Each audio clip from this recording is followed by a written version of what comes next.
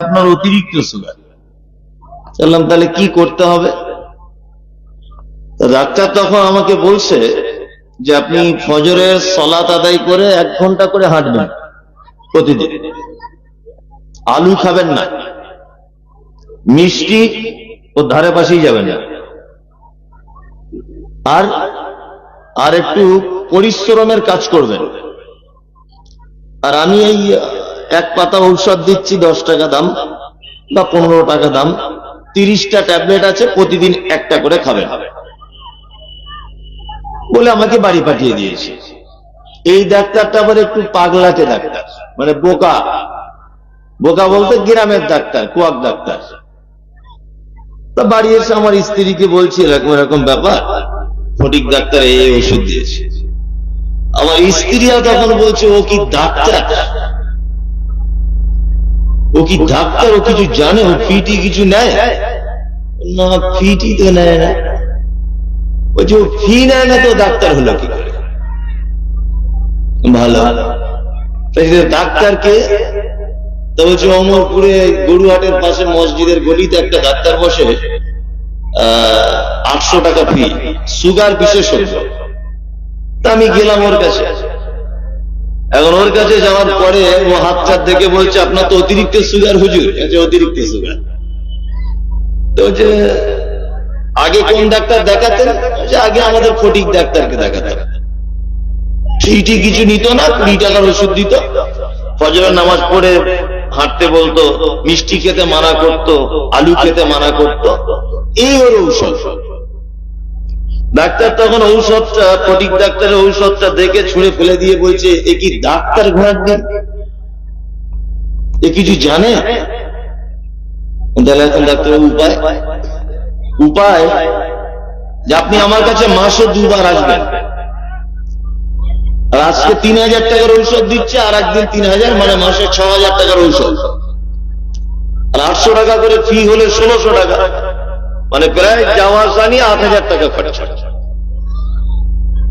Doctor আমাকে বলছে যে আপনি মিষ্টিও খাবেন, কোনো সমস্যা নেই, আলু খাবেন, আর ফজরের পরে হাঁটার দরকার নেই, আপনি প্রয়োজনে ঘুমাবেন নামাজ না পড়ে, তাতেও সমস্যা নেই, আপনার সুগার ভালো হয়ে যাবে। আচ্ছা বলুন, এই দুটো ডাক্তারের ভিতরে কোন ডাক্তার আমাকে 2-4 দিন বাঁচাতে চেয়েছে? বলুন।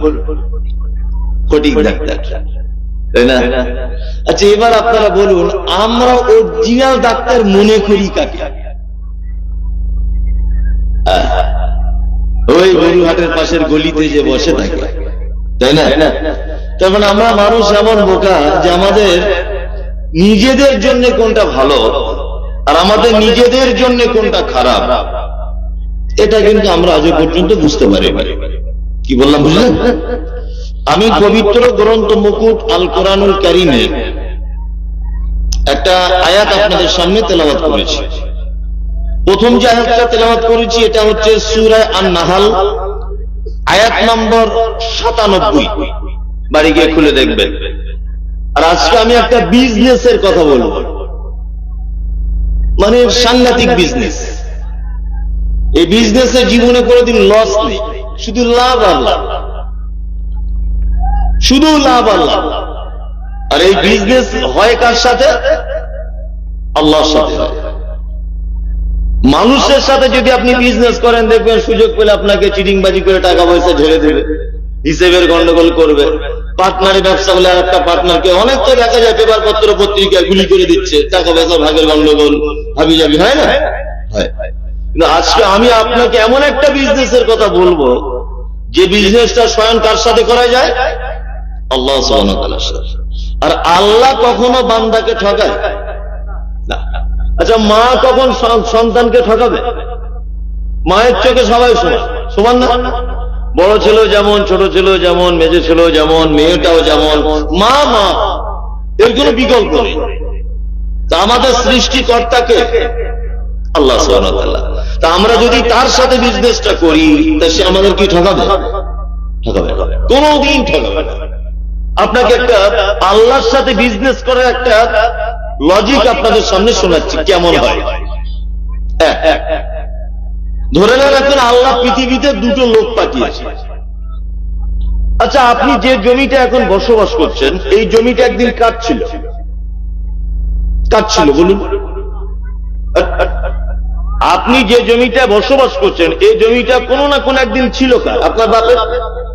আর আপনার বাপ কার কাছ থেকে পেয়েছে? দাদুর কাছ থেকে। আপনার দাদু কার কাছ থেকে পেয়েছে? তার বাপের কাছ থেকে, তাই তো? আপনার দাদুর নাম আব্দুল্লাহ। আচ্ছা, আপনি তার দাদুর নাম বলতে পারবেন? আপনার জানেন? জানা আছে? জানা। এখন যে লোক দুটোকে আল্লাহ পাঠিয়েছে, এটা হাদিস কোরআন নয়, বোঝানোর জন্য, এই লোক দুটোর ভিতরে একটা লোক এসে আপনাকে হঠাৎ করে দরজায়, কেউ বাড়িতে আসো, হ্যাঁ, এই যে জায়গাটা জলসা দিচ্ছ মোস্তানি করে, এই জায়গাটা আমার ছিল, এটা আমার।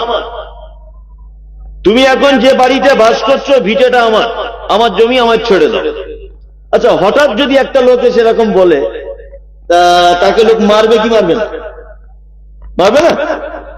আপনি যে জায়গাটা বসবাস করছেন, আমি যদি হঠাৎ এসে বলি এই জমিটা একদিন আমার ছিল, আমার দিয়ে দে, অথচ কাগজ আপনার পায়, তাহলে আমি মার খাবো কি খাবো না? খাবো। মানে এই জমিটার একদিন অরিজিনাল মালিক ওই ছিল, কিন্তু ও মারা গেছে, তার ছেলে পেয়েছে, তার ছেলের নামে হয়ে গেছে, তার ছেলের নামে হয়ে গেছে, তার বাপের ছেলের নামে হয়েছে, সেই সূত্রে আপনি পেয়েছেন। কিন্তু আজ থেকে 20 বছর বা 20টা লোক আগে এই জমিটা ওরই ছিল। ও যদি এসে বলে অরিজিনাল এই জমিটা আমারই ছিল, তা মার খাবে কি খাবে না? এবার আপনাকে একটা কথা বলি, আপনাদের গ্রামের যে মসজিদটা, এই জায়গাটা কেনা হয়েছিল না কেউ না কেউ দান করেছিল? দান করেছিল, তাই না? হ্যাঁ।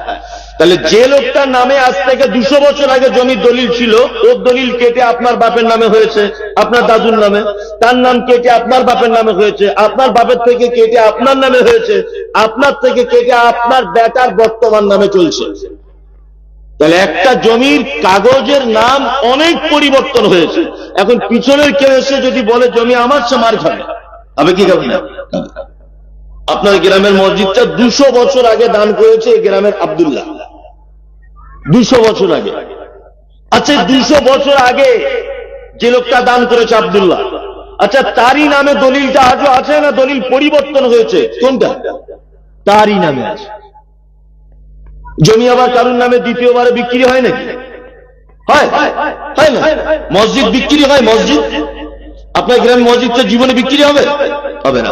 তাহলে আব্দুল্লাহ যে জমিটা দান করে গিয়েছিল, এটা কিয়ামত পর্যন্ত প্রমাণ থাকবে এই জমির দাতাকে আব্দুল্লাহ। কারণ ও বিজনেস করেছিল কার সাথে? আল্লাহ সুবহানাহু ওয়া তাআলার সাথে।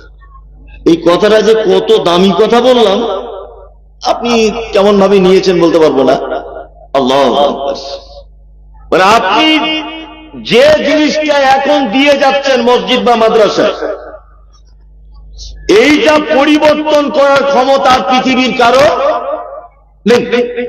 আচ্ছা, নেই।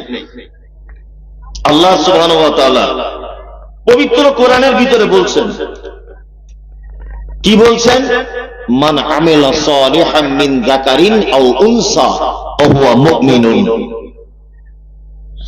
তোমাদের ভিতরে নারী হোক বা পুরুষ হোক, কেউ যদি ভালো কাজ করে,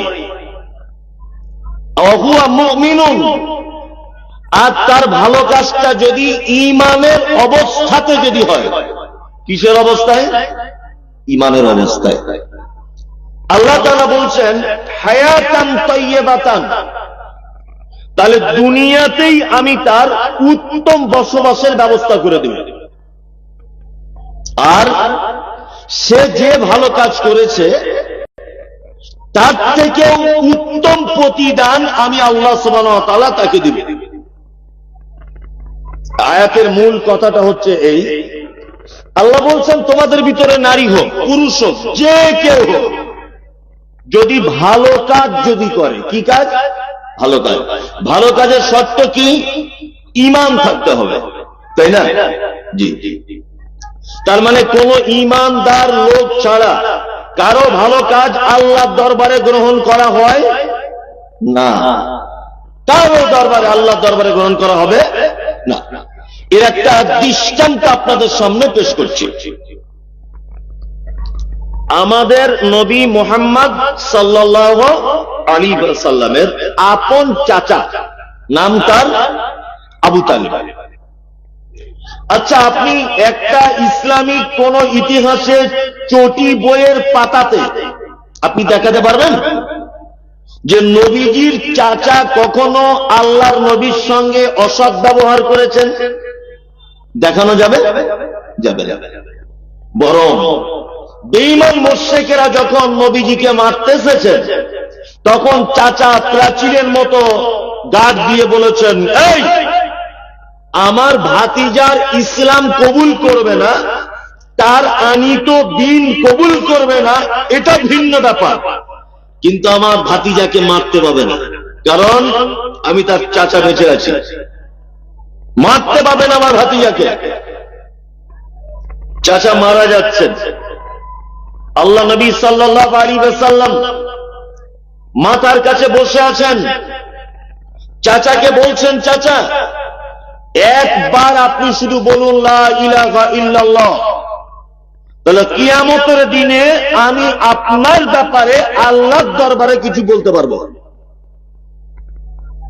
তখন আবু জেহেল, আবু লাহাব, বেঈমানদের সর্দারেরা এসে আবু তালিবের সাইটে বসে বলছে, কি ব্যাপার আবু তালিব, সারা জীবন তুমি আব্দুল মুত্তালিবের ধর্মের উপরে থাকলে, আর মারা যাওয়ার সময় ভাতিজা মুহাম্মদের কথা শুনবে? এটা কি হতে পারে? চলো। কথাবার্তা হতে হতে তখন আবু তালিব বলেই দিল যে আমি আব্দুল মুত্তালিব, অর্থাৎ আমার বাপের ধর্মের উপরই থেকে গেলাম, মুহাম্মদ তোমার ইসলাম কবুল করতে পারলাম না। চাচা মারা গেলেন। আল্লাহ নবী সাল্লাল্লাহু আলাইহি ওয়াসাল্লাম নিজের জামানে বলছেন যে আমার চাচাকে কিয়ামতের মাঠে জাহান্নামে দেওয়া হবে, আর জাহান্নামের সব থেকে হালকা যে আযাব, সহজ আযাবটা কি? দুটি আগুনের জুতা আমার চাচার পায়ে পরিয়ে দেওয়া হবে। সেই কারণে আমার চাচার মাথার মগজ টকবক টকবক টকবক করে ফুটবে। তার মানে বোঝা গেল, সারা জীবন যে লোকটা মুহাম্মদ সাল্লাল্লাহু আলাইহি ওয়াসাল্লামের সাপোর্ট করেছে, ভাতিজা হিসেবে সব সময় পাশে দাঁড়িয়েছে, সুবিধা অসুবিধা তার প্রয়োজন মিটিয়েছেন, কোলে পিঠে করে মানুষ করেছেন, খেতে দিয়েছেন, জামা কাপড় দিয়েছেন, ভরণ পোষণ দিয়েছেন, সব তার জীবনের ভালো কাজ। কিন্তু লোকটার একটাই খারাপ কাজ, যে লোকটা ঈমান আনতে পারে। এই কারণে তার থাকার জায়গা কোথায়? জাহান্নাম। আল্লাহ তাআলা বলছেন, নারী হোক পুরুষ হোক যে কেউ হোক, তারা যদি ভালো কাজ করে, হায়াতাম তাইয়্যিবাতান, ঈমানের অবস্থায় যদি ভালো কাজ করে, দুনিয়াতেই তাদেরকে আমি পুরস্কারিত করব। আখিরাতে তো যা দিব, দুনিয়াতেই পুরস্কার দিয়ে দিব। আল্লাহু আকবার। আমাদের মাঝে একজন নবী ছিলেন, নবীটির নাম হচ্ছে নূহ আলাইহিস সালাম। নাম শুনেছেন? ওনার 4 বেটা। কটা? 4। হাম, শাম, ইয়াফাজ, কিনান। 4টে মাত্র বেটা। 3টে বেটা মোটামুটি ঠিক আছে, একটা বেটা খুব বদমাশ, নাম তার কিনান। কিনান না? কিনান। কিনান ঈমান এনেছিল। নূহ আলাইহিস সালাম জান্নাতে নিয়ে যেতে পারবেন? পারবেন না। আমাদের মাঝে একজন নবী ছিলেন, ওনার নাম ইব্রাহিম আলাইহিস সালাম। বাপের নাম আযর। আযর তো দেবদেবীর পূজা যা করত, ও নিজে ঠাকুর তৈরি করে বাজারে বিক্রি করত। নবী ইব্রাহিম জান্নাতে নিয়ে যেতে পারবেন? পারবেন? পারবেন না।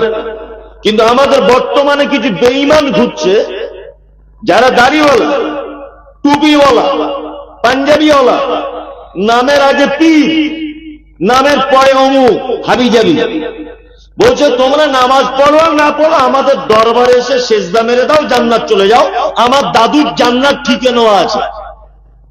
কি বলছি বুঝতে পারছেন না? আল্লাহু আকবার। অনেক মুসলিম এরকম করছে, কি করছে না? দাড়ি নেই, টুপি নেই, নামাজ নেই, রোজা নেই, যাকাত নেই, ভালো কাজ নেই, হজ নেই, সাদকা নেই, কিচ্ছু নেই, শুধু একটা তসবি গলায় ঝুলিয়ে মাঝে সাঝে বাবার দরবারে যায়, আর ওকে কে যে মাথায় ঢুকিয়ে দিয়েছে যে এখানে গেলেই জান্নাত পাওয়া যায়। আর হুজুর বলছেও তাই যে কিয়ামতের মাঠে আমার চাচার সব শিখে নেওয়া আছে, আমাদের আলাদা নৌকা থাকবে, নৌকা করে তোমাদের ঘরে জান্নাতুল ফেরদাউসে পৌঁছে দেব। আরে গাধা তাই শুনে চলছে, চলছে কি চলছে না? অথচ একজন নবী, তার নাম ইব্রাহিম আলাইহিস সালাম, নিজের বাপকে বাঁচাতে পারবে না। আমি বক্তব্যের বিষয় আমার দান সাদকা, ওটা বলবো। আমি এমন এক জায়গায় আসতে চাইছি আপনাদেরকে বোঝানোর জন্য, তারপরে আমি আসছি দানের দিকে। এক, আল্লাহ তাআলা বলছেন দুনিয়াতেই যারা ভালো কাজ করবে তাদের দুনিয়াতেই পুরস্কার দিয়ে দেবো। আচ্ছা, এবার একটা কথা বলি, এই গ্রামটার নাম কি? নতুন জালালি। আচ্ছা, আপনারা তো মোটামুটি ইনকাম যখন থেকে করতে শুরু করেছেন তখন থেকেই তো দান ধন করেন, না? এখানে না দেন, মাদ্রাসায় দেন, মসজিদে দেন, মক্তবে দেন, ঈদগাহে দেন, কবরস্থানে দেন, দান কি দেন না? আচ্ছা, এই গ্রামের একটা লোক আছে যে আমি আজকের মসজিদে, গত বছর মসজিদে 1000 টাকা দিয়েছিলাম, আর বাড়িতে আমার বাক্স তো 2000 টাকা রাখা ছিল, দিয়ে দেখছি হঠাৎ ওটা 5000 টাকা হয়ে গেছে। এরকম কেউ দেখেছেন? দেখেননি। অথচ আল্লাহ তাআলা বলছেন যারা দুনিয়ায় ভালো কাজ করে তাদের প্রাইজ কোথায় দিই? দুনিয়াতেই দিয়ে দিই, আখিরাতে তো যা দিব, দুই জায়গায় পুরস্কার দেব, দুনিয়াতেও দিব, আখিরাতেও দিব। তার একটা দৃষ্টান্ত আপনাদের সামনে পেশ করছি, খুব মনোযোগ দিয়ে শুনবেন। ছোট্ট একটা হাদিস। আল্লাহ নবী সাল্লাল্লাহু আলাইহি ওয়াসাল্লাম গেলেন কোথায়? মিরাজে। কোথায়? মিরাজে। তা জান্নাতের ভিতরে আল্লাহ রাসূল সাল্লাল্লাহু আলাইহি ওয়াসাল্লাম জান্নাতের বাইরে বাইরে ঘুরছেন, জান্নাতের ভিতরে দেখছেন একটা যুবক ছেলে, ঠিক যেমন বুট জুতো পরলে ঠক ঠক করে আওয়াজ হয়, ঠিক তেমন জান্নাতের ভিতরে হাঁটছেন। আল্লাহ রাসূল জিবরিলকে ডেকে বলছেন, জিবরিল, এই লোকটি কে? কে এখন জান্নাতে ঢুকে গেল, কে? তখন জিবরিল বলছেন, আল্লাহ রাসূল, এটা আপনার মসজিদের মুয়াজ্জিন, নাম তার হযরত বেলাল। আল্লাহু আকবার। বেলাল কে? ওই ইথিওপিয়ার একজন কালো ছেলে, ঠোঁটগুলো মাটির দিকে ঝোলা, দেখতে একেবারেই খারাপ, তার ভিতরের ঈমানের এত তেজ। জিবরিল আমিন বলছেন, আল্লাহ রাসূল, ওটা কে? বলছে, ওটা হচ্ছে হযরত বেলাল। আর লম্বা চড়া ঘটনা আছে, ওটা পরে বলবো। আল্লাহ রাসূল ফেরত এলেন। ফজরের সালাতের পরে আল্লাহ রাসূল হযরত বেলালকে ডেকে বলছেন, বেলাল, বেলাল, আরে তোমাকে আমি জান্নাতের ভিতরে দেখে এসেছি, বলো তো বেলাল, তুমি জীবনে কি ভালো কাজ করো, কি ভালো কাজ করো বলো। হযরত বেলাল বলছেন, আল্লাহর নবী গো, আমি একজন গোলাম, আমাকে আযাদ করেছেন হযরতে আবু বকর সিদ্দিক। আল্লাহ রাসূল, আমি দান এবং সাদকার ব্যাপারে আগিয়ে থাকতে পারি না, কোন রকম ভাবে ভালো কাজে আমি আগাতে পারি না, কারণ আমি একজন নিঃস্ব। আল্লাহ রাসূল, আপনার অন্যান্য সাহাবীরা দান করে, সাদকা করে, অনেক ভালো কাজ করে, কিন্তু আমি তেমন ভালো কাজ করতে পারি না। ও দয়ার নবী গো, আমার জীবনে একটাই শুধু ভালো কাজ আছে, সেটা হচ্ছে এই যে দিনের বেলা যতবার অজু ভেঙে যায় আমি ততবার অজু করে 2 রাকাত করে নফল সালাত আদায় করি। বিশ্ব নবী বলছেন, বেলাল রে, বুঝতে পেরে গেছি আল্লাহ তোমার এই ছোট আমলটাই এত বেশি খুশি হয়েছে যে তোমার মতো একজন বেলালকে আগে থেকে জান্নাতের ভিতরে রেডি করে রেখেছে। আগে থেকে রেডি তোমার মতো বেলাল। আমল কি করত? ছোট্ট আমল, অজু ভেঙে গেলে অজু করে নিত, 2 রাকাত করে নফল সালাত আদায় করত, তাই না? এইবার আপনাকে বাস্তবতাটা মেলাচ্ছি। আল্লাহ বলছেন দুনিয়াতে পুরস্কার দিব। আচ্ছা বলুন তো, তখন হযরত বিলাল বেঁচে ছিলেন কি ছিলেন না? ছিলেন। বেঁচে থাকা অবস্থা আল্লাহ রাসূল কোথায় দেখছেন? জান্নাতে।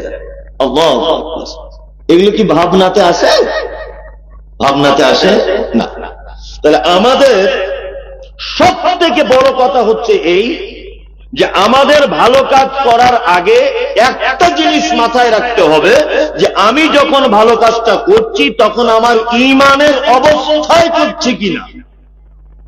ঈমানের অবস্থায় যদি আপনি না করেন তাহলে আপনার কোন মাল আল্লাহ গ্রহণ করবে না। নাম শুনেছেন মাদার টেরিজা? মাদার টেরিজার নাম শুনেছেন? হ্যাঁ, উনি আমাদের ভারতবর্ষে এসেছিলেন, যদিও উনি ভারতের মেয়ে নয়, তারপরে উনি ভারতবর্ষে ছিলেন দীর্ঘদিন। উনি এসে অনেক স্কুল তৈরি করেছিলেন, অনেক বৃদ্ধাশ্রম করেছিলেন, অনাথ আশ্রম করেছিলেন, অনেক ভালো কাজ, যার ভালো কাজের শেষ নেই। আপনারা জানেন যে ভারতবর্ষের অনেক ধনীর ভিতরে একজন ধনী রতন টাটা কিছুদিন আগে চলে গেছেন না? তার সম্পদের সমস্ত সম্পদ ভারত সরকারকে দিয়ে চলে গেছেন গরিব দুস্থ মানুষদের জন্য ব্যবহার করার জন্য, তাই না? এখন এরা তাহলে কি করবে? এরা তো কোটি কোটি কোটি কোটি টাকা দান করেছে, এরা কি করবে?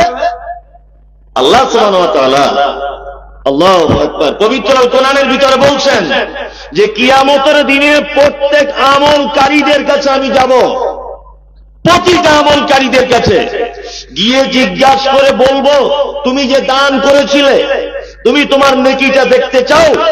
এই রতন টাটা, তুমি যে 1 কোটি টাকা দিয়েছিলে কোন এক স্কুল গরিবের বাচ্চা পড়ার জন্য, ওই দেখো পাহাড় সম পরিমাণ নেকি, এটা তোমার রতন টাটা। মাদার টেরিজা গরিব অসহায় বাচ্চাদের জন্য স্কুল তৈরি করেছিলে, ওই দেখো 2 পাহাড় সম পরিমাণ নেকি, ওটা তোমার জন্য রাখা আছে। আল্লাহ তাআলা তারপরে জিজ্ঞেস করে বলবেন, এই তোমরা কি ঈমান এনেছিলে? তারা তখন বলবে না, আল্লাহ ঈমান আনতে পারেনি। কোরআনের শব্দ হচ্ছে হাওয়া মানসুরা, তাদের ওই সমস্ত পাহাড় নেকি সাথে সাথে ধুলার ন্যায় ধূলিসাৎ করে দেওয়া হবে। কিয়ামতের মাঠে তাদের নেকি কোনো কাজে আসবে না। হিন্দু দান করলে নেকি পায়, খ্রিস্টান ভালো কাজ করলে নেকি পায়, আদিবাসী ভালো কাজ করলে নেকি পায়, বেঈমান ভালো কাজ করলে নেকি পায়, মুশরিক ভালো কাজ করলে নেকি পায়। কিন্তু ওর ভালো কাজ আর ঈমানদারের ভালো কাজের ডিফারেন্স এতটুকুই যে তার ভালো কাজ কিয়ামতের মাঠে কোনো কাজ করবে না, আর ঈমানদারদের ভালো কাজ কিয়ামতের মাঠে কাজ করবে, তাই তো? কিয়ামতের মাঠে কাজ করবে। এইবার আমি আপনাদেরকে কয়েকটা ভালো কাজের কথা বলবো, কয়েকটা বেশ অনেক ভালো কাজের কথা বলবো। তার ভিতরে একটা ভালো কাজ পবিত্র আল কোরআন আল্লাহ তাআলা বলছেন, পৃথিবীর মানুষের কাছে 4টে ভালো কাজের কথা আল্লাহ তাআলা উল্লেখ করছেন। কটা? এক, আল্লাহ বলছেন আল্লাযীনা ইউনফিকুনা ফিস সাররাই ওয়াজ যাররাই ওয়াল কাযিমিনাল গায়যা ওয়াল আফিনা আনিন নাস ওয়াল্লাহু ইউহিব্বুল মুহসিনিন। আল্লাহ বলছেন 4টে ভালো কাজ আছে পৃথিবীতে। কটা? তার 1 নম্বরে ভালো কাজ আল্লাযীনা ইউনফিকুনা ফিস সাররাই ওয়াজ যাররাই। ভালো কাজের 1 নম্বর ভালো কাজ হচ্ছে এই, তার অভাবে, সচ্ছলতায়, অসচ্ছলতায়, ধনী অবস্থায়, গরিবী অবস্থায় আল্লাহর রাস্তায় খরচা করে। এটা হচ্ছে পৃথিবীর সবথেকে বড় ভালো কাজ। আপনাদেরকে একটা কথা বলি, দুনিয়াতে যত রকমের পাপ আছে, যত রকমের পাপ, আচ্ছা বলুন তো, যে সমস্ত পাপের ব্যাপারে আল্লাহ সুবহানাহু ওয়া তাআলা কাফারা অর্থাৎ জরিমানা করেছেন, জরিমানা দিতে বলেছেন, তার ভিতরে সর্বপ্রথম বা দ্বিতীয় কোন জিনিসটা ব্যবহার করেছেন জানা নেই। এই দেখুন, আপনাদেরকে একটা কথা বলি, পবিত্র আল কোরআনে সূরা মুজাদালা বলে একটা সূরা আছে। এই সূরা আল্লাহ সুবহানাহু ওয়া তাআলা একটা ঘটনা বর্ণনা করছেন। আমি ঘটনাটা কেটে দিয়ে বলছি। কেউ যদি তার স্ত্রীকে যদি বলে, তোমার হাতটা একদম আমার মায়ের মতো, তোমার মুখটা আমার মায়ের মতো, তোমার চোখ দুটো আমার মায়ের মতো, আচ্ছা বলুন তো এটা পাপ না পাপ নয়? হ্যাঁ, শুধু পাপ নয়, এটা এত বড় পাপ, এত বড় পাপ আপনি ধারণা করতে পারবেন না। এ পাপ এত বড় পাপ একটা লোক যদি তার স্ত্রীকে বলে যে তোমার হাতগুলো, তোমার মুখগুলো, তোমার চোখটা, তোমার পাটা আমার মায়ের মতো, এই কথাটা শুধু যদি মুখ থেকে যদি বলে দেয়, তার জরিমানা হচ্ছে ফাতাহরিরু রাকাবাতিন মিন ক্বাবলি আন ইয়াতামাসসা। সে যতক্ষণ না পর্যন্ত একটা গোলামকে নিজের টাকা দিয়ে কিনে তাকে মুক্ত করে না দেবে, ততক্ষণ পর্যন্ত মিন ক্বাবলি আন ইয়াতামাসসা, সে ততক্ষণ পর্যন্ত তার স্ত্রীর গায়ে টাচ করতে পারবে না। কি বললাম বুঝলেন? গোলাম আজাদ করতে হবে। ফামান লাম ইয়াজিদ ফাসিয়ামু শাহরাইন মুতাতাবিআইন। 2 নম্বর জরিমানা, যদি সে গোলাম আজাদ করতে যদি না পারে, তাহলে পরস্পর 2 মাস তাকে রোজা রাখতে হবে, তার স্ত্রীর গায়ে হাত দেওয়ার আগে। এরকম পাপী কিন্তু আমাদের ভিতরে ভিতরে আছে, এগুলো আমাদের জানা নেই, তাই আছে না? 2 মাস রোজা রাখার জরিমানা। যদি ঠিক 42 দিনের মাথাতে একটা রোজা অসুখের কারণে ভেঙে গেছে, আবার কি করবেন? আবার প্রথম থেকে শুরু। ঠিক 59 দিনের মাথাতে একটা রোজা ভেঙে গেছে কোনো কারণে, আবার প্রথম থেকে শুরু করতে হবে। কারণ শাহরাইনে মুতাতাবিআইন, পরস্পর পরস্পর মাঝখানে কোনো বিরতি দেওয়া যাবে না। তারপরে কি, যদি সে 1 মাস 2 মাস সিয়াম যদি পালন করতে না যদি পারে, তাহলে কি করবে? ফাইন লাম ইয়াস্তাতি ফাইতামু 60 মিসকিন, তাহলে সে 60 জন মিসকিনকে খাওয়াবে। জরিমানা কটা? 3টা। 3টার মধ্যে যে কোনো একটা তাকে করতে হবে। এক হচ্ছে গোলাম আজাদ করতে হবে, তাই তো? 2, 60টা সিয়াম পালন করতে হবে। গোলাম আজাদ যদি না করতে পারে, 60টা সিয়াম পালন করতে হবে। 3, 60টা যদি সিয়াম পালন করতে না যদি পারে, ফাইন লাম ইয়াস্তাতি ফাইতামু 60 মিসকিন, তাহলে সে 60 জন কি মিসকিনকে খেতে দেবে। তাহলে এটা একটা মারাত্মক পাপ, তাই তো? এই পাপ থেকে বাঁচার জন্য আল্লাহ তাআলা জরিমানা কি করছেন? 1, তোমার নিজের পয়সা থেকে তুমি একটা গোলামকে আজাদ করে দাও, এটা একটা সাদকা, এটা একটা দান। 3 নম্বরে কি বলছেন? ফাইন লাম ইয়াস্তাতি, আল্লাহ তাআলা বলছেন এইটা যদি তোমরা না পারো, 60 মিসকিন, 60 জন মিসকিনকে খাওয়াও। তা গরিব মানুষকে খাওয়ানো এটা একটা সাদকা না? সাদকা। পৃথিবীতে যত রকমের পাপ আছে, সমস্ত পাপ থেকে ক্ষমা চাওয়ার আগেই আপনি সাদকা করে দেন পাপের জন্য, অবশ্যই আপনার পাপকে মিটিয়ে দেওয়া হবে।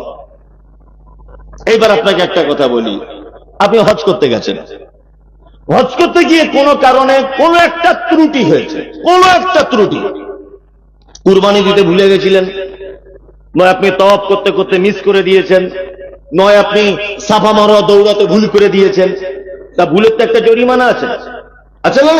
ভুলের জরিমানা কি না? ভুলের জরিমানা প্রথমে হচ্ছে আপনার 10টা সিয়াম পালন করতে হবে 10 দিন। কতদিন? 10 দিন। 10 দিন যদি সিয়াম পালন করতে যদি না, ভুল বললাম, প্রথমে আপনাকে সাদকা করে দিতে হবে। কাফারা হিসাবে কি করতে হবে? সাদকা। আর ওইখানে মক্কাতে থাকা অবস্থায় 3টে রোজা রাখতে হবে, সিয়াম পালন করতে হবে। আর মক্কা থেকে বাড়ি এসে আবার আপনাকে 7টা সিয়াম পালন করতে হবে। তাহলে টোটালে কটা সিয়াম? 10টা। আর প্রথমে আল্লাহ রাসূল কি বলেছেন? সাদকা করে দাও, প্রথমে সাদকা করে দাও। তাহলে এটা একটা ভুল আপনি হজের মধ্যে করেছেন। ভুলের জরিমানা কি? প্রথমে সাদকা, তারপর ওখানে থাকা অবস্থায় 3টে রোজা, বাড়ি এসে 7টা। অনেক সময় আমরা কসম করি, বলি না যে আল্লাহর কসম করে বলছে এই কাজটা আমি করব, কিন্তু অনেক সময় কসম রক্ষা করতে পারি না। পারি? পারি না। তাহলে কসম যখন রক্ষা করতে পারি না, তাহলে জরিমানা তো আছে। আপনি যখন কসম যখন রক্ষা করতে পারছেন না, জরিমানা আছে না নেই? আছে। কি জরিমানা? জরিমানা হচ্ছে 10টা আপনাকে মিসকিন খাওয়াতে লাগবে, 10টা। যদি 10টা মিসকিন খাওয়াতে আপনি অক্ষম হন, তাহলে তার জরিমানা হচ্ছে 3টা সিয়াম পালন করতে হবে, অর্থাৎ রোজা রাখতে হবে। কি বললাম বুঝলেন? এক কথাতে আপনাকে বোঝাতে যাচ্ছি, পাপের ব্যাপারে আল্লাহ সুবহানাহু ওয়া তাআলা যত জরিমানার কথা বলেছেন তার বেশিরভাগ জরিমানা সাদকা আর সিয়াম, রোজা মানে সাদকা দান আর সিয়াম, এই দুটো জিনিস আল্লাহ সুবহানাহু ওয়া তাআলা রাগকে দমিয়ে দেয় এবং বান্দার পাপগুলোকে কি করে? ক্ষমা করে দেয়। ওই জন্যই তো আল্লাহ নবী সাল্লাল্লাহু আলাইহি ওয়াসাল্লাম তিনি বলেছেন, কেউ যদি আরাফার দিনে একটা যদি সিয়াম পালন করে, কটা? একটা, তাহলে বিগত বছরের গুনাহ এক, আর আগামী বছরের গুনাহ 2 বছরের গুনাহ তাকে ক্ষমা করে দেওয়া হবে। আরাফার দিনে যদি কেউ একটা সিয়াম পালন করে, গত হয়ে যাবে 1 বছরের পাপ, আর আগামী দিনের 1 বছরের পাপ কি হবে? ক্ষমা করে দেওয়া হবে। আর কেউ যদি মানে মুহররমের সময় যদি 2টি সিয়াম যদি পালন করে, আশুরা, তাই তো, তাহলে তার গত বছরের গত হয়ে যাবে 1 বছরের পাপ কি করা হবে? ক্ষমা করে দেওয়া হবে। এটা নফল সিয়াম। আর ফরজ সিয়ামের ব্যাপারে কি বলছেন আল্লাহ নবী সাল্লাল্লাহু আলাইহি ওয়াসাল্লামের হাদিস সহিহ বুখারী, মান সামা রমাজানা ঈমানান ওয়া ইহতিসাবান গুফিরা লাহু মা তাকাদ্দামা মিন যামবি। কোন মানুষ যদি ঈমানের অবস্থায় নেকির আশায় রমজানের যদি সিয়াম পালন করে 1 মাস, গুফিরা লাহু মা তাকাদ্দামা মিন যামবি, তাহলে তার জীবনের সমস্ত পাপ ক্ষমা করে দেওয়া হয়। না সুবহানাল্লাহ কালকে বলবেন যদি টাইম না থাকে। এইসব সুবহানাল্লাহ বলে তো অভ্যাস নেই আমাদের। আর এইসব জবান থেকে সুবহানাল্লাহ বার হয়, সারাদিন বিড়ি টেনে খৈনি খেয়ে এ করে এইসব জবান থেকে সুবহানাল্লাহ বার হওয়া মুশকিল। মুশকিল না? মুশকিল। এটা যদি আল্লাহ নবী সাল্লাল্লাহু আলাইহি ওয়াসাল্লামের পরিবেশ যদি হতো, আল্লাহু আকবার, সাহাবীদের যদি পরিবেশ হতো, এতক্ষণ সাহাবায়ে কেরামগণ কাঁদতেন, হাওয়া করে কাঁদতেন। তার মানে আমি আপনাকে বোঝাতে চাইছি সেটা হচ্ছে এই দান বা সাদকা এমন একটি জিনিস যে আপনার জীবনের যত পাপ থাকুক না কেন, দান এবং সাদকা করার কারণে আপনার পাপগুলো কি করে দেওয়া হয়? মিটিয়ে দেওয়া হয়। আর সিয়াম একটি এত মারাত্মক ইবাদত, রোজা, এই ইবাদত যদি কেউ বেশি বেশি করে তার পাপগুলিকে কি করা হয়? মোচন করে দেওয়া হয়। তাই তো? দানের ব্যাপার বুঝি? বুঝি না। দান আমরা করতে চাই? করতে চাই না। পৃথিবীতে তো অনেক মানুষের গল্প শুনেছেন, শুনেছেন না? আমি আপনাদের সামনে একটা মানুষের গল্প শোনাবো। তিনি কে? তিনি হচ্ছেন হযরত উসমান গনি রাদিয়াল্লাহু তাআলা আনহু। দানের বহরটা শুধু দেখেন। উসমান কে জানেন তো? আল্লাহ নবী সাল্লাল্লাহু আলাইহি ওয়াসাল্লাম তিনি বলছেন, মানুষের ভিতরে সবথেকে দয়ালু আমি নিজে চোখে দেখেছি, নাম তার হযরত আবু বকর সিদ্দিক রাদিয়াল্লাহু তাআলা আনহু। 2 দিনের ব্যাপারে সবথেকে কঠিন নাম হলো তার হযরত উসমান, হযরতে ওমরে ফারুক রাদিয়াল্লাহু তাআলা আনহু। আর মানুষের ভিতরে সবথেকে লজ্জাশীল মানুষ কে? হযরতে উসমান গনি রাদিয়াল্লাহু তাআলা আনহু। আল্লাহু আকবার।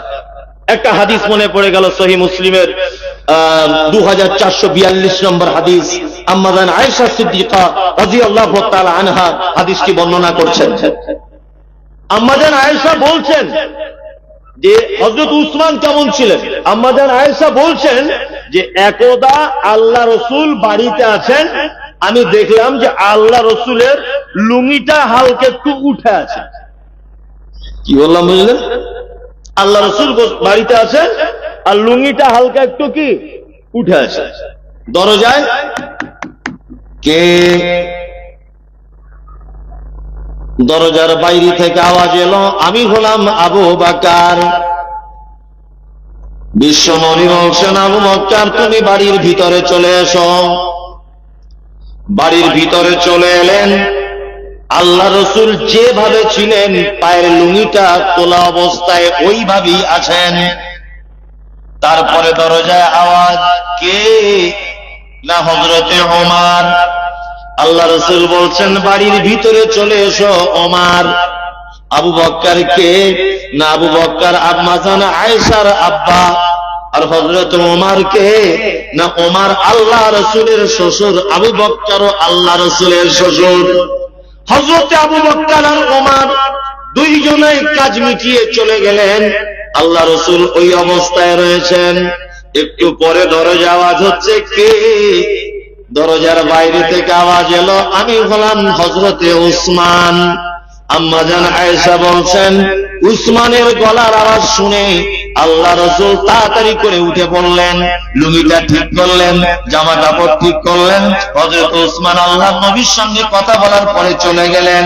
আম্মা জান আয়েশা বলছেন, ইয়া রাসূলুল্লাহ, আমার জানতে বড় ইচ্ছা করছে এটা, আবু বকর আমার আব্বা যখন আপনার কাছে এসেছে আপনি ওই অবস্থায় ছিলেন, আর ওমর যখন এসেছে ওই অবস্থায় ছিলেন, আপনি উসমানকে দেখে কেন তাড়াহুড়ো করে জামা কাপড় ঠিক করলেন?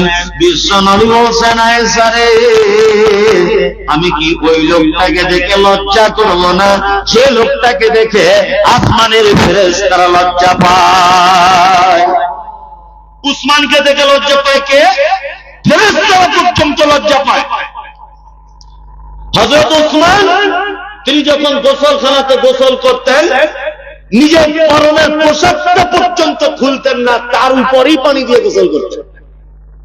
সারাদিন যখন বাড়িতে থাকতেন, তখন বাড়িতে যখন থাকতেন ঘরের দরজা লাগিয়ে থাকতেন, এত লজ্জা করতেন হযরত উসমান। এই দেখুন হযরত উসমানের কাহিনী বলি। আমাদের বর্তমান বাজারে তো অনেক দানি আছে, দানি আছে না? অনেক দানিকে দেখতে পাওয়া যায়। আর এবার আপনাকে আমি একটা দানি দেখাচ্ছি, শুনুন। আল্লাহু আকবার। আল্লাহ নবী সাল্লাল্লাহু আলাইহি ওয়াসাল্লাম তাবুকের যুদ্ধে ডাক দিলেন। কোথায়? তাবুক।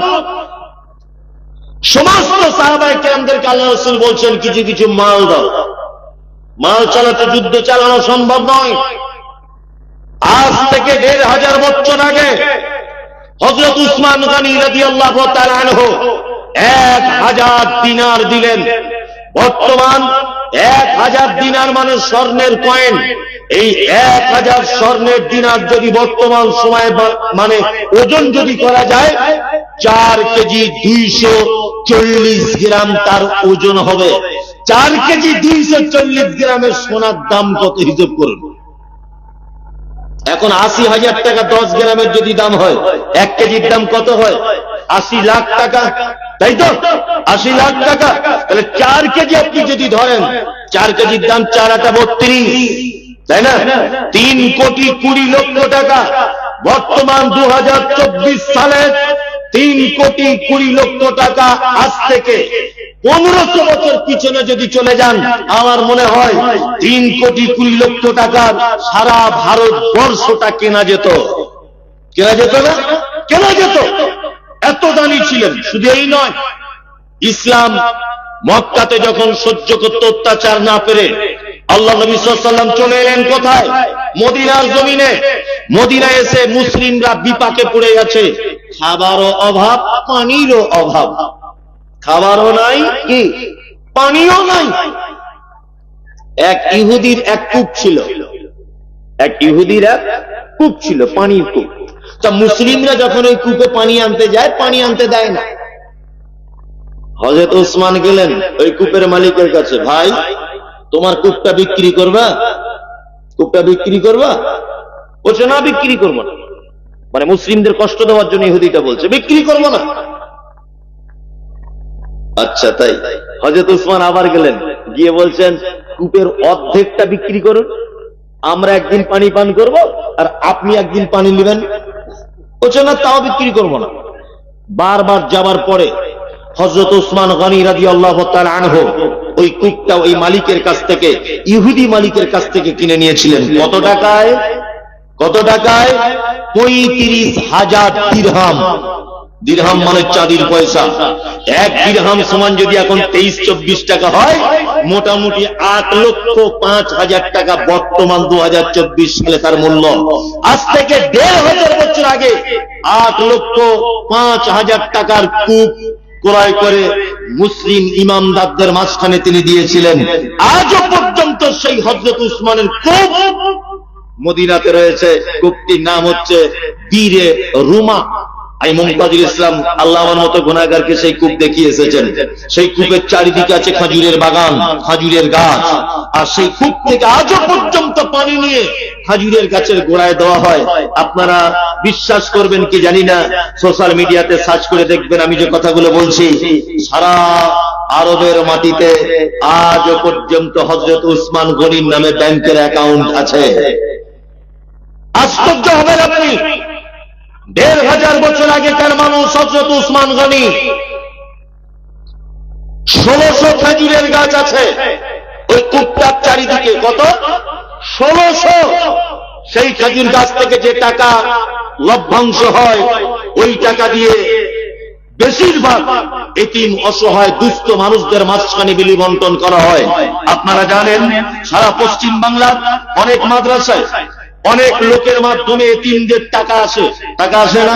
সৌদি আরব থেকে এই এতিমদের যত টাকা আসে তার ৯৫% টাকা হযরত উসমান গনি রাদিয়াল্লাহু তাআলা আনহু খেজুর বাগানের টাকা। মদিনা মসজিদে নববীর পাশে ৫ তলা বিল্ডিং করা হয়েছে। বিল্ডিং এর নাম দেওয়া হয়েছে সাইয়্যিদুনা উসমান রাদিয়াল্লাহু তাআলা আনহু। ওই খেজুরের বাগানের টাকা নিয়ে ৫ তলা বিল্ডিং করা হয়েছে। বিল্ডিং থেকে যে ইনকাম হয়, খেজুরের বাগান থেকে যে ইনকাম হয়, ওই সমস্ত ইনকাম গরিব দুস্থ অসহায় মানুষদের মাঝখানে বিলি বন্টন করা হয়। আজ আশ্চর্য বিষয় যে মানুষটি বেঁচে নেই, চিরতরের জন্য পৃথিবী ছেড়ে চলে গেছেন হযরত উসমান। ওনার নামে আজও পর্যন্ত মক্কা মদিনায় গোটা আরব দেশে অ্যাকাউন্টে টাকা জমা হয় হযরত উসমান গনি রাদিয়াল্লাহু তাআলা আনহু। এত দামি মানুষ ছিলেন। শুধু এই নয়, আর একটা কথা বললে তো আপনি চমকে যাবেন, যেটা হয় কেমন করে। আল্লাহ, মদিনাতে দুর্ভিক্ষ দেখা দিয়েছে, বৃষ্টি হয় না, গাছের খেজুর ভালো হচ্ছে না, চাষিরা চাষবাস করতে পারছে না। কি বললাম বুঝলেন? মানুষ খুব বিপদে।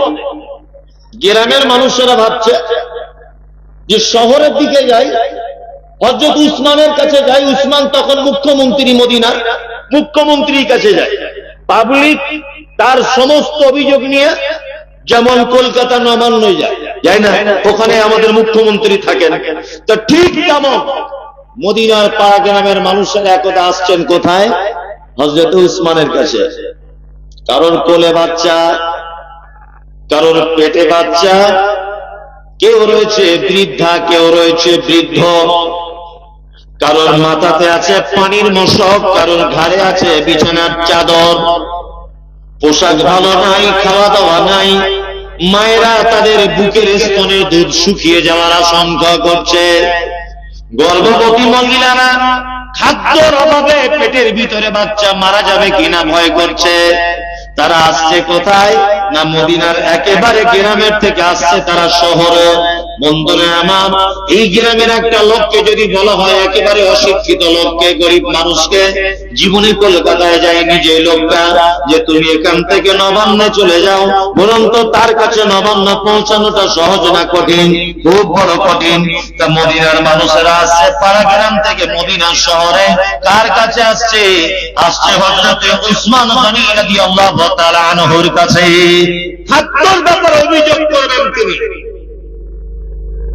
আস্তে আস্তে রাস্তার মাঝখানে সন্ধ্যা লেগে গেল, তার একটা তাঁবু টাঙিয়ে দিল। তাঁবুর ভিতরে তারা আছে। সারা রাত খাওয়া নাই। সকালবেলা সূর্য আলো ছেড়েছে, আর বাচ্চাগুলো তাঁবু থেকে বার হয়ে তারা যেন খেলাধুলো করছে। আর বাচ্চারা দূরে দেখতে পাচ্ছে যেন একদল উট এইদিকে আসছে। বাচ্চারা মনে মনে ভাবছে আমিরুল মুমিনিন তিনি মনে হয় খবর পেয়েছেন, এই জন্য মনে হয় আমাদের জন্য খাবার পাঠাচ্ছেন। কিন্তু ভাগ্য এত খারাপ, বাচ্চাদের মুখে হাসি বন্ধ হয়ে গেল। উটগুলো ওই তাবুর সাইডে সাইডে হেঁটে হেঁটে চলে যেতে লাগলো। আর মদিনার বিপদগ্রস্ত মানুষেরা মনে মনে ভাবছে এই উট নিশ্চয়ই কোন এক ধনী লোকের হবে, বড় একজন ব্যবসায়ী, আর উটের পিঠে আছে কুইন্টাল কুইন্টাল মাল। আমরা যদি এই উটের পিছনে পিছনে যাই তাহলে মনে হয় ধনী মানুষের বাড়িতে পৌঁছে যাব, মনে হয় তিনি আমাদেরকে কোনো খাদ্য দান করবেন। এই বলে তারা কাঁথা কম্বল গুটিয়ে নিয়ে উটের পিছনে পিছনে চলতে শুরু করে দিল। দেখা গেল বিশাল এক বাড়ির ভিতরে উটগুলো যেন সব ঢুকে গেল বন্ধুরে আমার। আর এরা গরিব মানুষেরা তাদের কাঁথা কম্বল নিয়ে, বাচ্চা কাচ্চা নিয়ে, লোটা কম্বল নিয়ে তারা ওই বাড়ির বাইরে যেন তারা দাঁড়িয়ে আছে, বাড়ির বাইরে দাঁড়িয়ে আছে। বিদেশ থেকে মাল এসেছে, ওই জন্য ব্যবসায়িকরা খুব ভিড় জমিয়েছে বাড়িতে।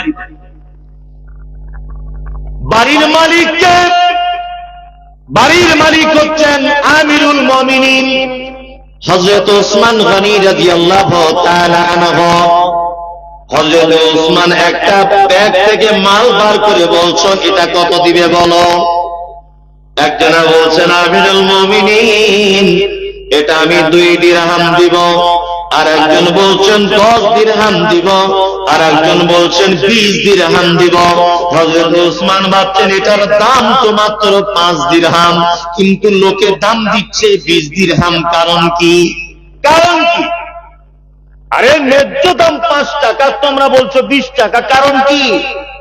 তার মানে ব্যবসায়ীরা ভেবে নিয়েছে মদিনা থেকে যে গরিব মানুষেরা এসেছে হযরত ওসমানের কাছে মাল কিনবে বেশি দামে, আর এদের কাছে 3 গুণে বিক্রি করবে। লকডাউনে হয়েছিল না, যার টাকা ছিল 5000 বস্তা আলু স্টক করে দিয়েছে গরিব মানুষ যাতে কিনতে না পারে। এরকম মানুষ ছিল কি ছিল না? ছিল। আল্লাহ। হযরত ওসমান আর একটা ব্যাগ তুলে বলছেন বলো কত দিবে। দাম দর চলছে 1 দিরহাম, 2 দিরহাম, 3 দিরহাম দাম চলছে। হযরত ওসমান ব্যাপার বুঝতে পেরে গেলেন, তিনি বিচক্ষণ মানুষ ছিলেন, যে মনে হয় এর ভিতরে কোন একটা কিছু ঘটছে। হযরত ওসমান উঁচু একটা জায়গাতে দাঁড়ালেন। দাঁড়ার পরে তিনি দেখতে পাচ্ছেন যে পিছনের দিকে কিছু মহিলারা আর কিছু নারীরা আর কিছু বাচ্চা কাচ্চা তারা যেন হাত বাড়াচ্ছেন। মানে ব্যবসায়িকদের এত ভিড় জমেছে, বিদেশ থেকে মাল এসেছে বলে, যে তারা যেন হযরত ওসমানের কাছে পর্যন্ত পৌঁছাতে পারছে না। হযরত ওসমান উঁচু জায়গা থেকে নেমে লোকগুলোকে ফেলে দিয়ে বলছেন আমাকে একটু যেতে দাও। যাওয়ার পরে হযরত ওসমান দেখছেন কারোর কোলে আছে বাচ্চা, কারোর পেটে আছে বাচ্চা, কারোর নাকে আছে কলসি, কারোর মাথায় আছে আপনার কাপড়ের পুটলি। হযরত ওসমান জিজ্ঞাসা করে বলছেন তোমাদের বাড়ি কোথায় বলো। বলছে তোমার সাথে বলবো না। বলছে কেন আমার সাথে বলবে না? বলছে এই কারণে তোমার সাথে বলবো না, মদিনায় আমরা যে কষ্টের মধ্যে রয়েছি, আমরা পাড়া গ্রামের মানুষ, আমাদের অভিযোগের কথা আমরা পৃথিবীর কারো কাছে জানাতে চাই না, আমরা জানাবো কার কাছে? না হযরত ওসমানের কাছে। হযরত ওসমান তখন কাঁদো কাঁদো কণ্ঠে বলছেন না আমার কাছেই বলো। হযরত ওসমানের কাছে বলা হলো। হযরত ওসমান তাড়াতাড়ি করে ফিরে চলে এলেন নিজের মালের গোডাউনের কাছে। একটা ব্যাগ নিচু করে বলছে বলো কে কত দিবে। একজন বলছেন 20 দিরহাম, 3 দিরহাম, 40 দিরহাম, 50 দিরহাম। হযরত ওসমান বলছেন একটা মাল আর বিক্রি করবো না, তোমাদের থেকেও বেশি দামে মাল বিক্রি হয়ে গেছে। ব্যবসাদাররা বলছেন আমিরুল মুমিনিন 5 টাকার মাল আপনি বলছেন 5000 টাকায় বিক্রি হয়েছে, এটা কেমন করে সম্ভব? কে কোন ব্যবসায়িক নিয়েছে বলুন।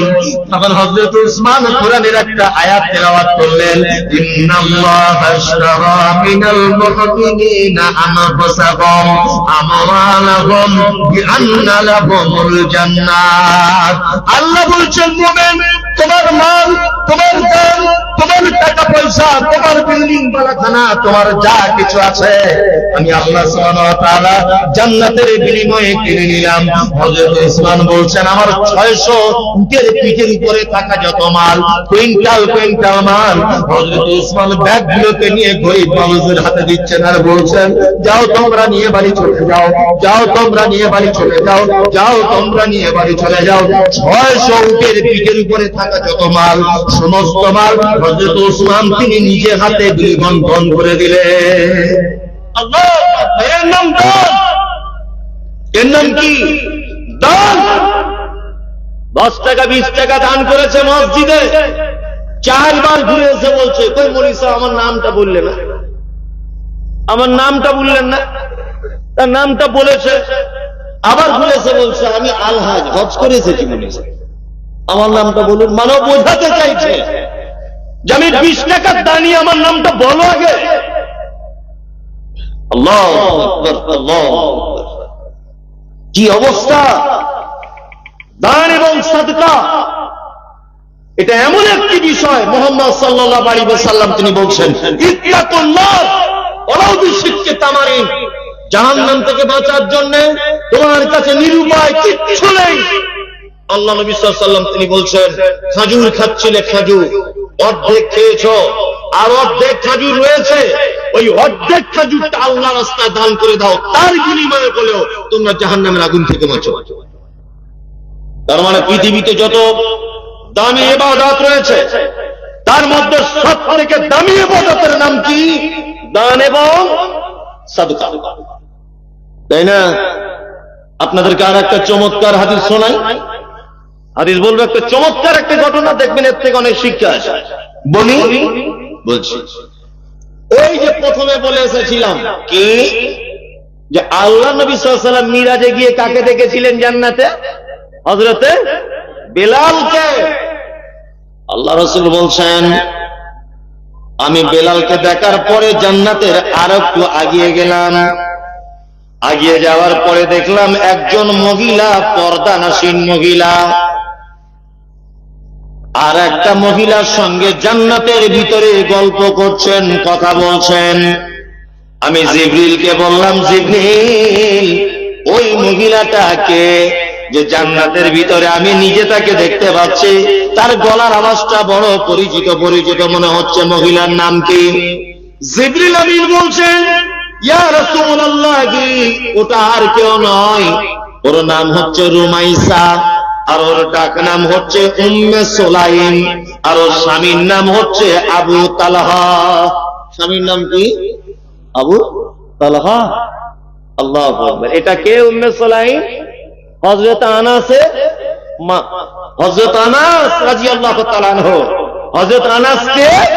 না, আল্লাহ নবী সাল্লাল্লাহু আলাইহি ওয়াসাল্লামের 10 বছর তিনি সেবা যত্ন করেছেন।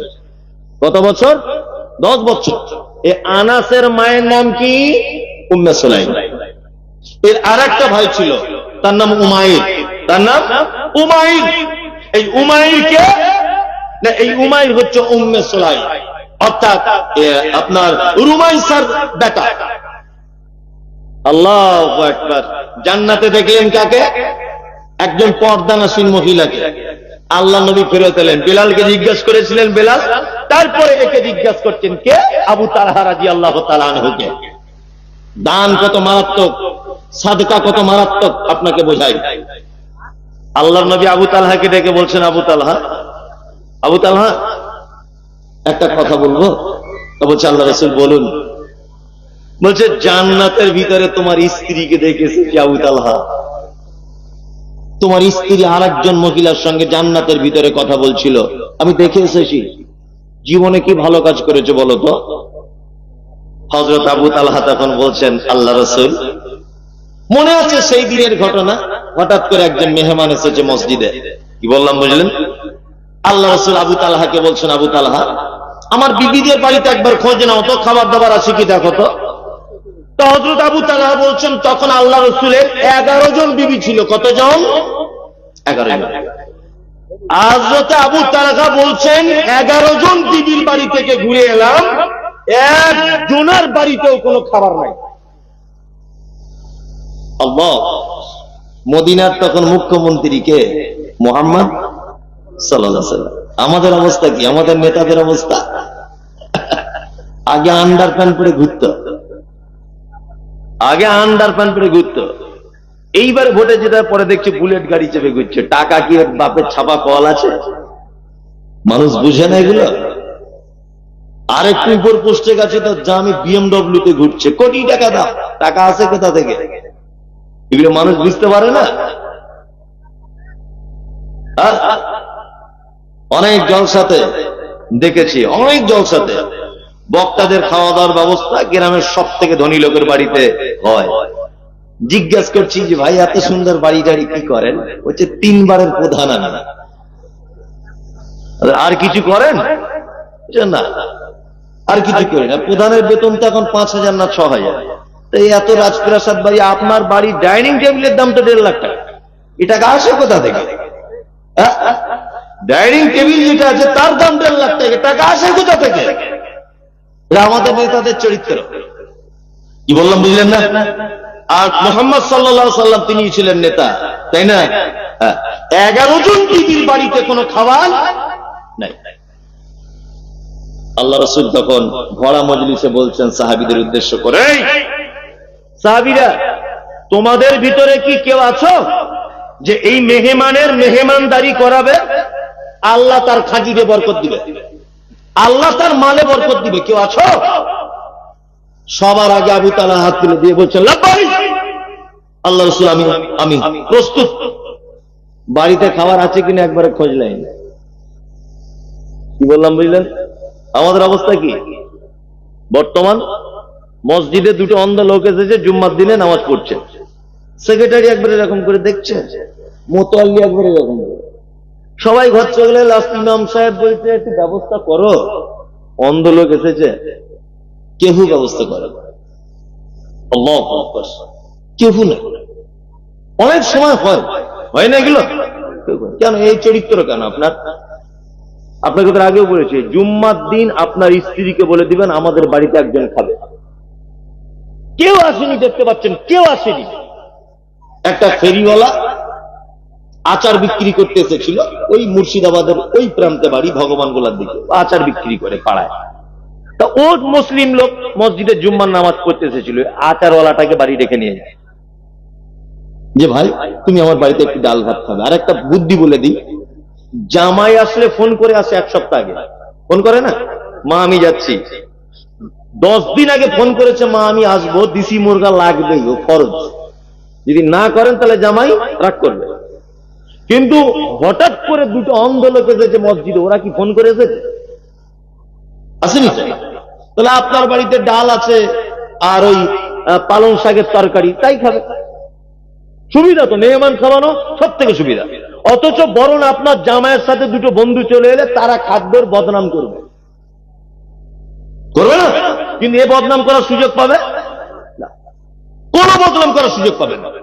খুব বেশি যদি হয়, মুদিখানার দোকান থেকে 5 টাকার একটা ডিম কিনে একটু আপনার স্ত্রীকে বলবেন একটু ডিমটা ভেজে দাও, মেহমানটা খাবে। খুব সহজ না কঠিন?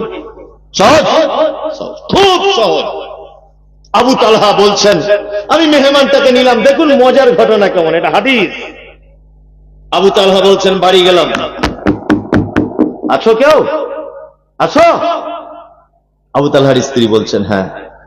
দরজা খুললেন, দরজা খুলে তখন দেখছেন স্বামীর সাথে আর একজন মেহমান। আবু তালহা বলছেন বিবি বাড়িতে কি কোনো খাবার আছে বলো? আবু তালহার স্ত্রী বলছেন হে আল্লাহর রাসূলের সাহাবী আবু তালহা, বাড়িতে 2টা বাচ্চা ছেলের খাবার আছে। এই 2টা বাচ্চা ছেলের খাবার ছাড়া আর কোনো খাবার নাই। তখন আবু তালহা বলছেন প্রাণ প্রিয়া বিবি শুনে নাও, সাথে একজন মেহমান আছে, আর এই মেহমান জাতা মেহমান নয়, এই মেহমান হচ্ছে বিশ্ব নবী জনাব রাসূলুল্লাহ সাল্লাল্লাহু আলাইহি ওয়াসাল্লামের মেহমান। 11 জন বিবির বাড়ি থেকে ঘুরে এসেছি, নবীজির বাড়িতে খাবার নাই, আর আমাদের বাড়িতে তো তবু খাবার আছে, তুমি খাবার পাকাও। হযরত আবু তালহা তার স্ত্রীকে বলছেন বাচ্চাগুলোকে ঘুম পাড়িয়ে দাও। আবু তালহার স্ত্রী বলছেন অনেক চালাকি করে কৌশল করে বাচ্চাগুলোর মাথায় হাত দিয়ে তাদেরকে ঘুম পাড়িয়ে দিলাম। আবু তালহা তখন বলছেন 2টি বাচ্চা ছেলের খাবারের রুটি বানাও, তরকারি বানাও। খাবার রুটি তরকারি বানানো হলো। 2টি বাচ্চা ছেলের খাবার বন্ধু কতটা হতে পারে? অল্প খাবার। আল্লাহ রাসূলের হাদিস, বাড়িতে যখন মেহমান আসবে তুমি মেহমানের সাথে বসে খাবে। মেজমান আর মেহমান একসঙ্গে বসে খেতে হবে, এটা সুন্নাত। কি বললাম বুঝলেন? এটা কি সুন্নাত। আপনার বাড়িতে যদি আমি যাই, আপনি আমাকে খেতে দেবেন, সাথে আপনিও খাবেন। যদি না খান এতে একটা আবার বিপদ আছে। কি বিপদ? আপনি ধনী মানুষ, একটা ভিখারিকে ধরে নিয়ে বাড়ি গেছেন, ভালো করে বুঝবেন, আপনি যদি তার সাথে না খান, ভিখারি মনে মনে কি ভাববে, যে নিশ্চয় আমি গরিব মানুষ বলে আমাকে যা তা করে দিয়েছে, ওরা নিশ্চয়ই ভিআইপি কিছু খাবে, ভাববে কি ভাববে না? অথচ একই খাবে। যাতে এই ভাবার অবকাশটা তার না হয়, এই কারণে বাড়িতে কোনো মুসাফির যাক, অন্ধ লোক যাক, ফকির মিসকিন যাক, আপনি তার সাথে বসে খাবেন। আল্লাহু আকবার, আল্লাহ পর্যন্ত খুশি হয়ে যাবে।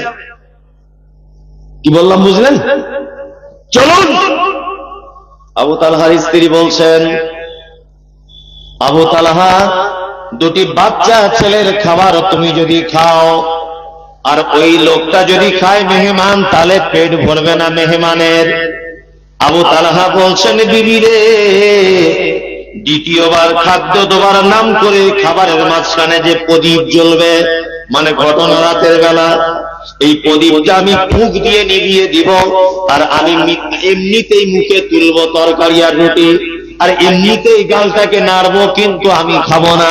চালাকি করে ওই মেহমানের পেটটা ভরিয়ে দেওয়া হলো। সকালবেলাতে বিশ্বনবী বললেন, ও আবু তালহা, তোমাদের স্বামী স্ত্রীর দুজনাকার রাতের ব্যবহারে স্বয়ং আল্লাহ পর্যন্ত হেসে দিয়েছে। আল্লাহ পর্যন্ত হেসেছে। পৃথিবীর একজন স্বামী স্ত্রীর ব্যাপারে একদম সহিহ হাদিস, তাদের কর্মকাণ্ড দেখে আল্লাহ পর্যন্ত আসমানে হেসে দিয়েছে। এর কি অবস্থা? আল্লাহ নবী কোরআনের আয়াত বললেন, মান আমিলা সালিহান মিন যাকারিন আও উনসা ওয়া হুয়া মুমিনুন ফালা নুহিয়ান্নাহু হায়াতান তাইয়্যিবাতান ওয়া লা নাজজিআন্নাহুম আজরাহুম বিআহসানি মা কানু ইয়ামালুন। আল্লাহ বললেন, নারী হোক এবং পুরুষ হোক, তোমরা যদি কেউ ভালো কাজ করো, আমি আল্লাহ হায়াতান তাইয়্যিবাতান, দুনিয়াতে প্রাইজ দিয়ে দেব। তার জ্বলন্ত প্রমাণ হচ্ছে হযরতে বেলাল, তার জ্বলন্ত প্রমাণ হচ্ছে আবু তালহার স্ত্রী। জ্বলন্ত প্রমাণ। আল্লাহু আকবার। এইবার আপনাদেরকে আমি কোরআনের আরেকটা আয়াত বলি। এক, আনফিকু মিম্মা রাযাকনাকুম মিন ক্বাবলি আন ইয়াতিয়া আহাদাকুমুল মাউত ফায়াকুলা রাব্বি লাওলা আখখারতানি ইলা আজালিন করিব ফাসাদদাকা ওয়া আকুম মিনাস সালিহিন। একজন মানুষ যখন মারা যায়, তার কাছে যখন মালাকুল মউত চলে আসে, বিশ্বনবী বলেছেন, লোকটা যদি মুমিন হয়, মোমেন যদি লোকটা হয়, মোমেন ঈমানওয়ালা যদি হয়, গিলাসের তলায় পানি থাকলে পানিটা যেমন ঢেলে দেওয়ার পরে টাইম লাগে না বা বোঝা যায় না পানিটা পড়লো কিনা, অল্প পানি যদি থাকে গিলাসের ভিতরে, আর আপনি যদি পানিটা ফেলে দেন, সহজে বোঝা যাবে না যে পানিটা পড়ে গেল। বিশ্ব নবী বলছেন যে একজন মুমিনের আত্মাকে যখন মালাকুল মউত বার করে, তখন এত সহজ করে করে, আর একজন মুমিন নয়, একজন বদমাইশ লোকের জানটা যখন বার করে, তখন যেন তার সমস্ত ভিতরের আপনার হাড় পাঁজর, সমস্ত রকমের রগগুলো যেন ছিঁড়ে বার হয়ে আসে, আর মুমিন মানুষটা যেন চিৎকার করতে থাকে, আর সে যেন চরম পর্যায়ের কষ্ট পায়, চরম পর্যায়ের কষ্ট পায়। আমরা কি করি তখন? দে বুবু একটু গালে পানি দে, চাচার গালে একটু গরম দুধ দে, চাচার গালে একটু কি করে পানি দে, ঠান্ডা পানি দেয় কি দেয় না। কিন্তু বন্ধুরে, ও কেন এরকম করে আর কেনই বা অত কষ্ট পায়? আল্লাহ বলেন, ওই লোকটা তখন বলতে থাকে, আনফিকু মিম্মা রাযাকনাকুম মিন ক্বাবলি আন ইয়াতিয়া আহাদাকুমুল মাউত ফায়াকুলা, জান বার হয়ে যাওয়ার আগে যখন কষ্ট হয়, ও তখন বলে, ফায়াকুলা রাব্বি লাওলা আখখারতানি ইলা আজালিন করিব ফাসাদদাকা ওয়া আকুম মিনাস সালিহিন। আল্লাহ গো, তুমি দুনিয়াতে আমাকে আর কিছুদিনের জন্য টাইম দাও, আমি গিয়ে একটু দান করে আসি, আমি গিয়ে একটু সাদকা করে আসি, আমি গিয়ে গরিব মানুষকে একটু খিলিয়ে আসি, আমি মসজিদের কাজ হবে একটু করে দিয়ে আসি, মাদ্রাসায় কাজ হবে, আমাকে আল্লাহ তুমি একটু সুযোগ দিয়ে দাও। কিন্তু আল্লাহ বলছে বান্দারে 60 বছর সুযোগ দিয়েছি, আর কোন সুযোগ পাই না, তোমার সুযোগ শেষ হয়ে গেছে। তার মানে একটা মানুষ মরার আগে দেখবেন তার যদি খুব বেশি কষ্ট হয়, খুব বেশি যদি কষ্ট পায়, ও তখন বলে ফায়াকুল রাব্বি লাউলা ফারাতানি ইলা আজালিন করিব ফাসাদদাকা ওয়া কুম মিনাস সালিহিন। আল্লাহ আমাকে একটু সুযোগ দাও, আমি দান করব কিছু মাল, আমি কিছু মাল সাদকা করে আসবো, দান করে আসবো, আল্লাহ তুমি আমাকে সুযোগ দাও। এই এদিকে ফিরুন, পৃথিবীতে যত ইবাদত রয়েছে সব থেকে সহজ ইবাদত, সব থেকে সহজ অল্প টাইমে ইবাদত করা যায় কি কাজ? দান। ওই লোকটা মরার আগে যদি বলতো আল্লাহ আমাকে সুযোগ দাও 2 রাকাত নামাজ পড়ে আসি, তাহলে ওকে পবিত্র হতে হবে, ওকে ওযু করতে হবে, তারপরে 2 রাকাত নামাজ পড়তে মিনিমাম 10 মিনিট টাইম লাগবে, লাগবে কি লাগবে না? নামাজ ওই লোকটা মরার আগে যদি বলেন আল্লাহ গো তুমি আমাকে একটু সুযোগ দাও, আমি একটু মক্কায় থেকে হজ করে আসি, প্লেনের টিকিট কাটতে যেতে আসতে ভিসা পেতে টাইম লেগে যাবে 2 মাস, তার মানে এটা বড় কঠিন। ওই লোকটা যদি বলে আল্লাহ গো তুমি আমাকে আর 5 দিন টাইম দাও, আমি রোজা রাখবো, তাহলে একদিন রোজা কমপ্লিট করতে মিনিমাম 13-14 ঘন্টা শুকিয়ে থাকতে হবে, ওটাও একটা বড় কঠিন কাজ। একজন লোক যদি বলে আল্লাহ গো আমি মাদ্রাসায় চলে যাব, গিয়ে পড়ে মৌলভী সাহেব হয়ে আসবো, আমি আলেম হব, টাইম লাগবে কত বছর? 10 থেকে 12 বছর।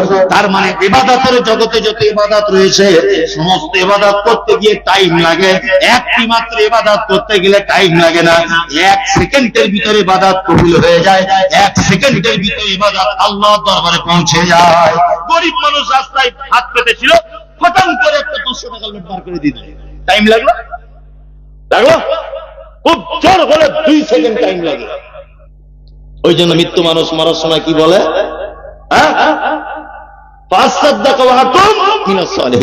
আল্লাহ আমি কিছু দান করার সুযোগ দাও আমাকে, আল্লাহ দান করার সুযোগ। এবার একটা লোক মারাই গেল, একটা লোক মারা গেল, তারপরে মুহাম্মদ সাল্লাল্লাহু আলাইহি ওয়াসাল্লাম কি বলছেন? আল্লাহ রাসূল বলেছেন একজন মানুষ যখন মারা যায় তার কবরে 3টে জিনিসের নেকি পৌঁছাতে থাকে। কটা? ইযা মাতাল ইনসান ইনকাতা আনহু আমালুহু ইল্লা মিন সালাসাতিন ইল্লা মিন সাদাকাতিন জারিয়াতিন আও ইলমিন ইয়ামতাফাউ বিহি আও ওয়ালাদিন সালিহিন ইয়াদউ লাহু। একজন মানুষ মারা যাওয়ার পরে তার কবরের ভিতরে 3টে জিনিসের নেকি পৌঁছাতে থাকে।